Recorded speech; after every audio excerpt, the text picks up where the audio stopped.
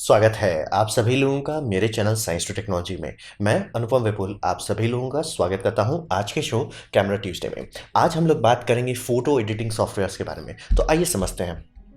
तो सबसे पहले फोटो एडिटिंग में बोलूं और आपके दिमाग में सबसे पहला शब्द आने वाला है फोटोशॉप। अडोबी फोटोशॉप का कारण ये है कि वो इतना पॉपुलर है कि बहुत पहले आया था, यानी फरवरी 1990 में आया था। ये समझ लिए आदम जमाने से चले आ रहा है। तो इसका ये समझिए कि ये दी ऐप फॉर फोटोशॉपिंग हो गया है, यानी कि मतलब अब इसे डिक्शनरी में एज ए वर्ब लिखा जा रहा है कि आप फोटो को फोटोशॉप कर रहे हैं। ज़रूरी नहीं आप किसी और भी सॉफ्टवेयर, लेकिन कोई पूछेगा कि अरे कर क्या रहा है, फोटोशॉपिंग कर रहे हो कुछ। तो ये बहुत बड़ा बात है कि इतना बड़ा रेपुटेशन बना लिया और इसमें हर चीज़ पॉसिबल है। और इसका एक सबसे बड़ा कारण है कि इसमें लेयर मिलता है, यानी कि आप कोई भी फोटोज़ लेते हैं उसके ऊपर परत दर परत करके आप काम कर सकते हैं। और इससे एक और फ़ायदा भी होता है कि जैसे सिर्फ फोटो के लिए नहीं लोग इस्तेमाल करते, जैसे मैं इस्तेमाल करता था इसे 3D वर्ल्ड में, जहाँ पे टेक्सचरिंग करने के लिए इसका इस्तेमाल करता है। लेयरिंग में लेयर कर करके काम किया जाता है। तो ये समझिए कि कुछ भी किया जा सकता है फोटोशॉप का इस्तेमाल करके।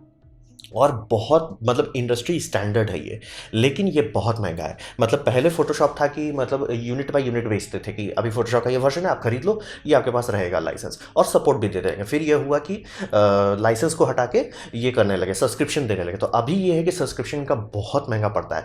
अब रहा बात, आप बोलोगे कि मैं पायरेसी कर लूँ, बट बात ये होता है कि आप पायरेसी करने के लिए आप अपने कंप्यूटर में बैकडोर खोल रहे हैं, तभी जाके मतलब जितने DRM स्कीम डाले जाते हैं ये सब सॉफ्टवेयर में काम नहीं करता है। इसीलिए आपका एंटीवायरस चिल्लाने लगता है जैसे ही आप ये डालते हैं, क्या बोलते हैं, मतलब क्रैक डालते हैं। तो आप अपने कंप्यूटर में बैकडोर डाल रहे हैं। 90% टाइम में कुछ नहीं होगा, लेकिन 10% टाइम में जो होगा उस टाइम आप सिर पिटिए, अरे भाई मैं पैसा दे देता है। इसीलिए मतलब क्रैक सॉफ्टवेयर नहीं। और कोई भी कॉर्पोरेशन कभी इसमें हाथ नहीं लगाना चाहिए। क्रैक सॉफ्टवेयर पे कॉर्पोरेशन कभी हाथ नहीं लगाए। जिस पे भी लाइबिलिटी होती है वो नहीं करता है, क्योंकि आप एक बार लाइबिलिटी फंसेंगे और आपका जितना पैसा बचाए तो उससे 10 गुना ज़्यादा नुकसान हो जाता है। तो लोगों को लगता है महंगा, तो काफ़ी लोगों हम लोगों को लगता है अरे सीधे ये पायरेट कर लेते हैं, लेकिन वो अच्छा आइडिया नहीं है। खास करके अगर आपके बिजनेस पे लाइबिलिटी है, तो कि मतलब आप किसी लोगों के लिए रिस्पॉन्सिबल है, तो आप कभी भी रिस्क नहीं लेना चाहेंगे। तो ये दाम जो था शुरू शुरू में लोग मैनेज कर ले रहे थे कि हर कुछ साल में फोटोशॉप अपग्रेड करते थे, लेकिन अब ये हो गया कि हर हर इनको मतलब कंटिन्यूसली अपग्रेड करना पड़ता है। और इसका साइड इफेक्ट भी ये होता है कि फोटोशॉप धीरे धीरे बड़ा होने लगा। तो मतलब पहले मीडियम कंप्यूटर में फोटोशॉप आराम से चलता था। फोटोशॉप के लिए भी अब आपको हाई एंड कंप्यूटर चाहिए, क्योंकि बहुत ज़्यादा उसमें बैकग्राउंड लोड्स आ गए हैं। पावरफुल हो गया है, लेकिन बात समझ रहे कि मतलब बहुत ज़्यादा, मतलब अरे यार मेरे को नहीं चाहिए 10,000 नया फंक्शन, लेकिन लो मतलब क्योंकि सब्सक्रिप्शन में अपडेट आता रहेगा। अब फिर बात करते हैं Adobe light room. Light room समझिए फोटोशॉप के बाद आया था और ये 2007 में आया था, 19 फरवरी के आसपास में। तो हिसाब ये समझिए कि फोटोशॉप और लाइट रूम में एक बहुत बड़ा अंतर है जो काफ़ी कम ही लोगों को पता है।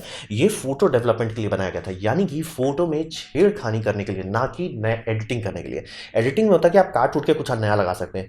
डेवलपमेंट में होता है कि जो आपके पास रॉ फाइल है उसमें आप तिगड़म कर रहे हैं। क्या आप इसमें छेड़खानी कर सकते हैं? बहुत हद तक कर सकते हैं। क्या काट के इधर उधर कुछ कर सकते हैं? बहुत चीज़ कर सकते हैं। क्या फोटोशॉप के जितना कर सकते हैं? नहीं, क्योंकि इसमें लेयर्स नहीं होता है। तो बात बनता है कि अगर इसमें हम काफ़ी चीज़ कर सकते हैं लेकिन उतना चीज़ नहीं कर सकते फोटोशॉप में, तो अडोबी ने ये दूसरा सॉफ्टवेयर क्यों बनाया?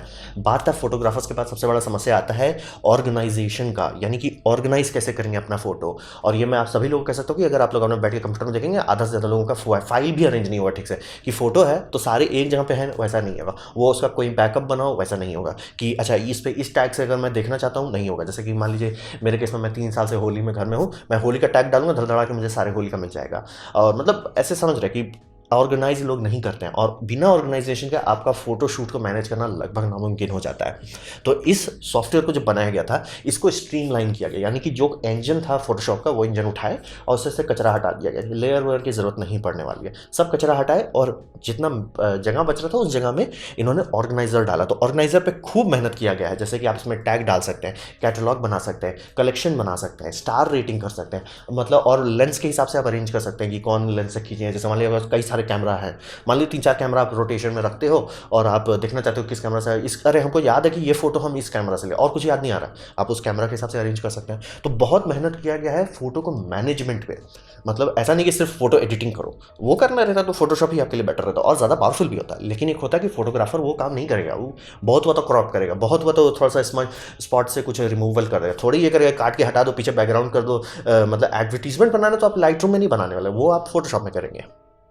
तो ये समझना बहुत ज़रूरी है। वो लाइट रूम का मेन सेलिंग पॉइंट होता है इसका ऑर्गेनाइजर, कि हम आपको ऑर्गेनाइज करने देंगे। हर एक चीज़ को आप स्टार रेटिंग कर सकते हैं, हर एक चीज़ को आप अच्छे से कैटलॉग कर सकते हैं, ताकि आपको मतलब जैसे जैसे आपका ये मतलब कलेक्शन बड़ा होने लगेगा वैसे वैसे आपका काम आसान होते जाएगा। क्योंकि अगर कलेक्शन बड़ा हो गया और तब आपका फाइल ऑर्गेनाइज नहीं है, आप लटक जाने वाले हैं। लेकिन इसका भी वही साइड इफेक्ट है कि शुरू शुरू में था कि भैया यूनिट बाय यूनिट लो, जैसे लाइट रूम क्लासिक में किया जाता था। फिर ये भी होगा कि नहीं, क्लासिक को बंद कर देते हैं, अब हम आपको सब्सक्रिप्शन में डाल देते हैं। और फिर वही समस्या आ जाता है कि मतलब आप चाहें तो रिस्क ले सकते हैं, लेकिन खतरा रहेगा और कोई भी कॉर्पोरेशन आपको कभी नहीं करने देगा। और मतलब बड़े स्टूडियो में आप काम कर रहे हैं तो कई बार लोगों का ये कॉन्ट्रैक्ट रिजेक्ट हो जाता है कि जैसे मान लीजिए कोई कंपनी आपको बोलती है ना कि यार मेरे लिए ऐड बना दो फ्रीलांसिंग के बेसिस में। कई बार वो मांगे 1 मिनट आप कौन सॉफ्टवेयर इस्तेमाल कर रहे हो, बोलो फोटोशॉप, तो आपको बिल मांग लेते हैं, भैया दिखाओ तो बिल दिखाओ तो। या सीरियल की मतलब आपके पास एक रसीट आता है, ईमेल में आता है, वो दिखाया जाता है कि नहीं मतलब मैं सही में कर रहा हूँ, क्योंकि वो कंपनी लायबल हो जाएगी आप पायरेटेड सॉफ्टवेयर इस्तेमाल किए थे। तो इसीलिए कई बार लोग पायरेटेड चीज़ पे हाथ नहीं लगाते और कारण होता है ऐसा। और इसका दाम ये देख के फ़ायदा उठा के खूब दाम बढ़ाते जा रहे हैं। और अब तो ऐसा हो गया कि सस्ता तभी पड़ेगा जब आप पूरा पैकेज खरीदते हैं, लेकिन पैकेज में वही बात हो जाता है कि 2 चीज़ आप इस्तेमाल करोगे और 10 चीज़ का ज़रा आपको झेलना पड़ेगा। अब बात करते हैं फोटोशॉप का अल्टरनेटिव गिम्प में। ये भी मतलब 2000 से पहले ही बन गया था, और हिसाब ये समझिए कि कॉलेज स्टूडेंट वालों ने इसको बनाया था फोटोशॉप का अल्टरनेटिव। फोटोशॉप धीरे धीरे बहुत सक्सेसफुल हो रहा था, लेकिन बात था कि दाम उस टाइम भी उसका ज़्यादा था। एक प्रोफेशनल टूल था तो दाम ज़्यादा था। तो बात यह था कि कॉलेज स्टूडेंट ने ओपन सोर्स बनाया, जैसे लिनक्स ओपन सोर्स है वैसे ही ये बनाया था। और इसका मेन सेलिंग पॉइंट था कि ये लिनक्स में चलता था, लिनक्स वालों के लिए ही बनाया गया था इसे। और ये बहुत साल से चल रहा है, यानी कि लगभग 20 साल से, जो कि बहुत बड़ी बात है। फ्री ओपन सोर्स सॉफ्टवेयर के मामले में ये बहुत बड़ा बात है कि ये 20 साल से चल रहा है।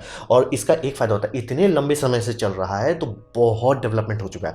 मतलब पुराने टाइम में ये कुछ नहीं था, मतलब फोटोशॉप इतना आगे था कि ये मतलब मजाक था, मतलब ठीक है कुछ कर ले तो चलो, अरे बच्चे खेल कूद रहे हैं। अभी ऑलमोस्ट ये फोटोशॉप के लेवल पे आ जाता है।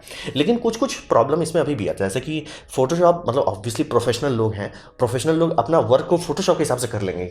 तो उसका कई बार असर होता है कि जैसे आप जो लोग प्रिंट शॉप में काम कर रहे हैं वो लोग CMYK में काम करते हैं, यानी कि सायन मैजेंटा येलो एंड की कलर की यानी ब्लैक, तो उसमें काम करते हो। गिम्प नहीं सपोर्ट कर पाता नेटिवली, तिगड़म करके सपोर्ट कर लेगा, डायरेक्टली नहीं कर पाएगा। तो ऐसा क्यों है? बात है कि इस सॉफ्टवेयर को कोई पे थोड़ी कर रहा है जो इसको मतलब developers best of the best developer hire करेंगे, जॉब हायर करेंगे, तो वो साइड इफेक्ट जरूर है। तो इसमें कुछ कुछ लिमिटेशंस है, लेकिन 99.999% केसेस में कोई समस्या नहीं होने वाली गिम्प से। और इसका इमेज मैनिपुलेशन और हर समस्या को ये लोग कोशिश करते हैं कि ठीक करते जा रहे हैं। जैसे कि पहले था कि हर चीज़ डिस्ट्रक्टिव होता था, आपने कुछ इमेज में छेड़ दिया उसको मतलब ये मतलब उसका इंटेंसिटी कम बेसी नहीं कर सकते थे। सुधारा जा रहा है, लेकिन मतलब अभी भी थोड़ा सा पीछे चल रहा है फोटोशॉप से उस मामले में। बहुत सारी चीज़ इस फोटोशॉप से आगे जा चुका है, क्योंकि कम्युनिटी का फीडबैक फोटोशॉप के बाद आता है। फोटोशॉप में लोग ये फीचर देखे, वो फीचर में फोटोशॉप ने क्या गलती किया था, ये देख के सुधार के अच्छा बना देता है। तो काफ़ी चीज़ इसमें भी लेयर्स आपको मिल जाता है, बस समझे कि लेयर है और आप कुछ भी कर सकते हैं। जैसे कि मान लिया फ्रीलांसिंग कर रहे हैं, काफ़ी जगह पे आपको काफ़ी लोग बोलेंगे भैया तुम फोटोशॉप पायरेटेड मत इस्तेमाल करो, यही कर लो, क्योंकि अगर कंपनी आपसे लाइसेंस मांग लिया आप लटक जाएंगे। और ये फ्री होने के बाद साथ एक और भी बात है, ये ओपन सोर्स है, यानी कि अगर आपका कोई प्रोग्रामर फ्रेंड है या आप खुद ही प्रोग्रामिंग करते हैं तो आप इसके अंदर घुस के छेड़खानी कर सकते हैं। इसीलिए बोल रहा हूँ फ्री, बहुत सारे सॉफ्टवेयर को फ्री मिल जाएंगे। सारे फ्री सॉफ्टवेयर ओपन सोर्स नहीं होते। ओपन सोर्स ये जो है यानी कि आप इसे सोर्स कोड में घुस के कर सकते हैं। यार मेरे को एक ब्रश चाहिए, आप कोड में घुस के बनाइए और कम्युनिटी में अपलोड मार दीजिए, लोग उसको शेयर कर देंगे हर जगह, वो देखते देखते आने वाले वर्जन में फिक्स हो जाता है।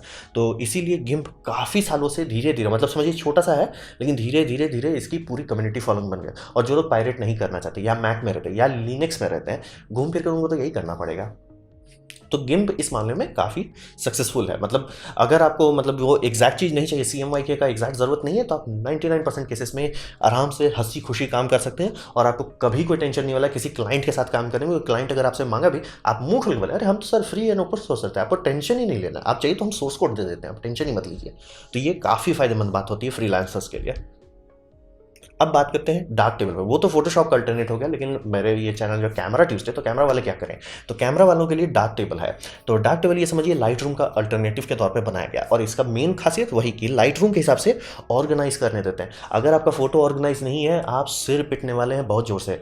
और प्लीज़ अपना फोल्डर में चेक कीजिए कि फोल्डर कैसे अरेंज किया गया, कैसे नाम से किया गया, और आपको दिखता कि यार पुराने फोल्डर सही से नाम से नहीं रखा हो, प्लीज़ अभी ही चेंज कर लीजिए। यकीन मानिए मैं एक्सपीरियंस से बता रहा हूँ, लोग सिर बहुत जोर पिटते हैं, जबकि अरे यार मैं पहले से ऑर्गेनाइज कर लेता, तो मैं पहले से ऑर्गेनाइज करा, क्योंकि आपको पता ही नहीं हो कौन फाइल कहाँ पे है, सारे एक जगह पे होने चाहिए, सारे का अच्छे से नेमिंग होना चाहिए। और नेमिंग का एक सिंपल रूल आपको बताऊंगा, तिगड़म ना करें, सीधा सीधा रखें, नो हु हा, एकदम सीधा सीधा। क्या सबसे सीधा? डेट रख दीजिए, कुछ दिमाग नहीं लगाना, डेट रख दीजिए। डेट के बाद आप भले ब्रैकेट में लिख दीजिए होली है, ब्रैकेट में लिख दीजिए वेडिंग है, या जो जो भी था वो कदे बर्थडे था, जो भी था, लेकिन एकदम सिंपल। तब आप बम रहेंगे, नहीं किए रोते रह जाइएगा। तो उस मामले में ये सॉफ्टवेयर बनाया गया है। ये सॉफ्टवेयर मतलब सीधा समझ में ये लाइट रूम के अगेंस्ट में उतारा गया था। इसमें ऑप्शन भरमार है, मतलब आप थोड़ा हदस सकते हैं कि इसमें इतने ज़्यादा ऑप्शंस दिए गए हैं। ऑप्शंस के मामले में वही है, और लेकिन इसमें थोड़ा सा लिमिट है। वही बात हो जाती है, अडोबी के पास अरबों रुपया है, लाखों लाख उसके पास प्रोग्रामर डेवलपर्स बैठे हुए हैं जिनका काम है कि मतलब तुम क्या कर रहे हो, मैं लाइट रूम का कोडिंग कर रहा हूँ, ऑब्वियसली बेटर होगा लाइट रूम, लेकिन ये काफ़ी नज़दीक पहुंच जाता है। तो थोड़ा सा तो आपको थोड़ा सा अपना एक्सपेक्टेशन में थोड़ा सा ब्रेक लगाना पड़ेगा, लेकिन 99% केसेस में नहीं दिक्कत होगा। जैसे एक लिमिटेशन से लोग थोड़ा परेशान होते हैं कि इसमें 5 स्टॉप एक्सपोजर नहीं बढ़ाया घटाया जा सकता, सिर्फ 3 स्टॉप करता है, लेकिन काफ़ी है, उससे कोई दिक्कत नहीं है। और ये भी फ्री और ओपन सोर्स है, यानी कि अगर आप किसी फ्रेंड को जानते हैं या खुद जानते हैं तो अंदर घुस के छेड़खानी कर सकते हैं खुले तौर पे, कोई टेंशन नहीं, कोई लड़ा झगड़ा नहीं है, खुले तौर पे। और लोग एनकरेज करेंगे आपको, इनके डेवलपर को आप ईमेल लिख देते हैं कि भैया मैंने ये कोड लिखा है, इससे ये टूल बन जाता है, देखिए आपको पसंद है, आपको पता चला अगले दिन ही मिला जाए thank you for adding this to the master directory. तो ये बहुत बड़ी बात है कि free and open source software आ रहे हैं मार्केट में, और इससे ये होता है कि अगर आप पूरा वर्क स्टेशन चला रहे हैं, पूरा लिनक्स पे चला सकते हैं, एक भी सॉफ्टवेयर का आपको चवन्नी भर पैसा नहीं देना पड़ेगा। तो ये है, मतलब जिनको ऑप्शन है कि यार लाइट रूम से, यार कुछ लोग फ्रस्ट्रेट हो गए लाइट रूम से कि यार एक के दो वो बग है जो कभी सॉल्व नहीं हो रहा इसमें, क्योंकि मास्किंग का जो ऑप्शन है वो बहुत एडवांस है, सिर ज़रूर खाएगा, लेकिन अगर आप मेहनत करना चाहते हैं तो ये सॉफ्टवेयर बोलेगा हम सिखाते हैं तुमको किया जा सकता है। तो वही बोल रहे ना, हर सॉफ्टवेयर जो बाद में आता है उसके पास एक बेनिफिट रहता है कि पिछले वालों को देख के सीख लेते कि अरे उन्होंने ये नहीं किया था, हम ये कर देते हैं।